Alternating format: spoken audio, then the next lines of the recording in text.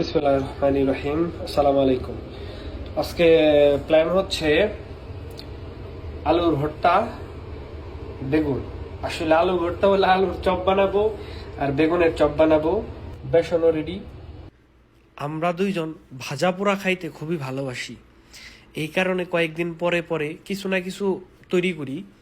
আর আমরা যে এরিয়াতে কাজ করি এই এরিয়াতে কোনো বাঙালি হোটেল নাই। বাঙালি হোটেল থাকলে সেখানে পরোটা পাওয়া যায়, বা বেগুনি বলেন, পুরি বলেন, সিঙ্গারা বলেন, এইসব খাবার পাওয়া যায়। কিন্তু আমরা যে এরিয়ায় থাকি ওই এরিয়ায় কোনো কিছুই পাওয়া যায় না, এই কারণে আমরা এগুলা তৈরি করি।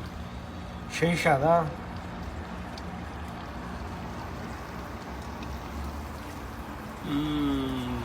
খেলেন মনে হয়। আর মেহেদি ভাইও অনেক ভালো রান্না করে, সবকিছুই করতে পারে। কিছুদিন আগে আমরা পরোটা বানাইছিলাম, আমাদের কাছে বেলুন ছিল না, উনি হাতে হাতে গুল করছিল। পরবর্তীতে পরোটা বানায়, আপনারা হয়তো ভিডিওটা দেখছেন।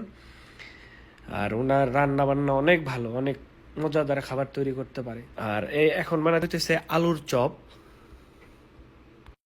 মানে না খাইলে বুঝবেন না ওনার হাতের যে কি রান্না, কি একটা জাদু আছে ওনার হাতে। যে কোনো তরকারি পাকাক যাই পাকাক অনেক ভালো হয়।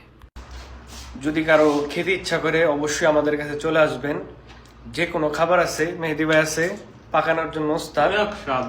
অনেক স্বাদ, চলে আসবেন। যা খাইতে ইচ্ছা করে আমাদের সাথে যোগাযোগ করে চলে আসবেন, আমরা অবশ্যই আপনাকে খাওয়াবো। বাংলাদেশ হলো সমস্যা নাই, কুরিয়ার সার্ভিসের মাধ্যমে পাঠিয়ে দেবো খাবার।